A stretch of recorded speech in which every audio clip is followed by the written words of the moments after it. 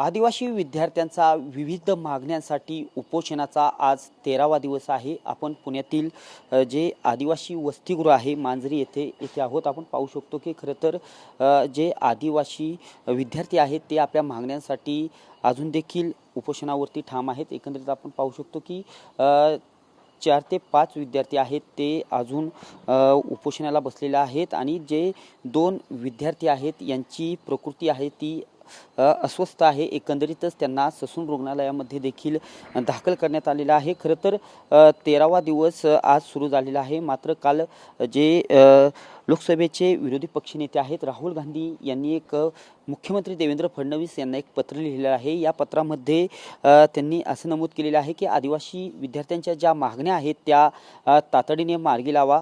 खरं तर ते आपला हक्क मागत आहेत, भीक मागत नाहीत असं देखील त्या पत्रात उल्लेख करण्यात आलेला आहे। एकंदरीत जी आदिवासी विद्यार्थिनी आहे हिनी छात्रों की गूंज या कार्यक्रमात राहुल गांधी यांच्यासमोर आदिवासी विद्यार्थ्यांच्या ज्या समस्या आहेत, ज्या मागण्या आहेत या संदर्भात माहिती दिली होती। छात्रों की गूंज या कार्यक्रमामध्ये ही माहिती दिली होती। त्यानंतर राहुल गांधी यांनी खरं तर या प्रश्नांसाठी मी देखील या विद्यार्थ्यांच्या समस्या सोडवण्यासाठी या आंदोलनात सहभागी होण्याची इच्छा व्यक्त केली होती। खरं तर काल त्यांनी पत्र लिहिलेलं आहे आणि या पत्रात थेट मुख्यमंत्र्यांनाच लवकरात लवकर हे ज्या समस्या आहेत, ज्या मागण्या आहेत त्या तातडीने मार्गी लावा असं सांगितलेलं आहे। एकंदरीतच ज्या 2 दिवसापूर्वी याच विद्यार्थ्यांचा मोर्चा देखील निघाला होता। हा मोर्चा सारसबाग ते संभाजी उद्यानपर्यंत होता। या मोर्चामध्ये देखील जे आमदार आहेत रोहित पवार हे सामील झाले होते। खरं तर यावेळेस रोहित पवार यांनी देखील सरकारला 2 दिवसाचा वेळ दिला होता। जर सरकारने मागण्या मान्य नाही केल्या तर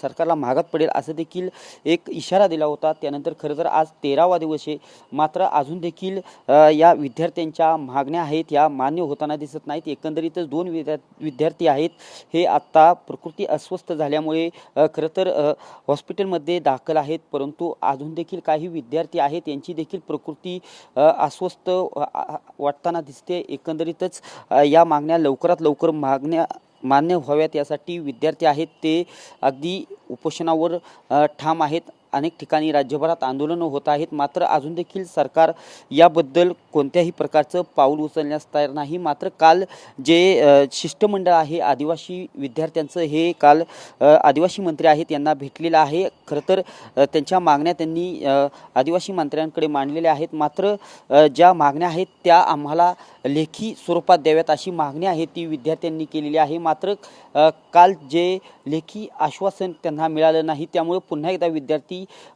ठाम उपोषणावरती आहेत। एकंदरीतच राहुल गांधी यांनी पत्र लिहिल्यानंतर खरं तर ते देखील या जे आंदोलन आहे यामध्ये सामील होण्याची शक्यता आहे। रोहित पवार यांनी देखील 2 दिवसापूर्वी सरकारला इशारा दिलेला आहे, मात्र सरकार अजून देखील कोणता निर्णय घेत नाही। खरं तर आज मुख्यमंत्री यांचं शिष्टमंडळ आज विद्यार्थ्यांची भेट घेण्याची शक्यता देखील आहे, परंतु विद्यार्थी आहेत ते अजून देखील उपोषणावरती ठाम असल्याचं पाहावयास मिळत आहे। एकंदरीतच आज 13वा दिवस आहे। अनेक विद्यार्थ्यांची जी प्रकृती आहे ती अस्वस्थ झालेली आहे, मात्र सरकार अजून देखील कोणत्याही स्वरूपाचं आदिवासी विद्यार्थ्यांच्या मागण्यासंदर्भात निर्णय घेत नाही।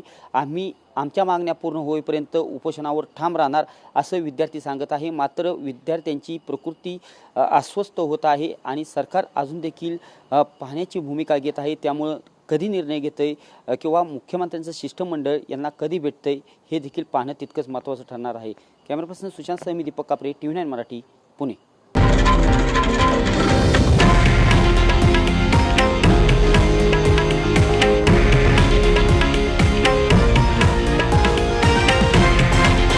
हे आहे देशातील नंबर 1 न्यूज नेटवर्क आणि आपण पाहत आहात TV9 मराठी, एकमेव।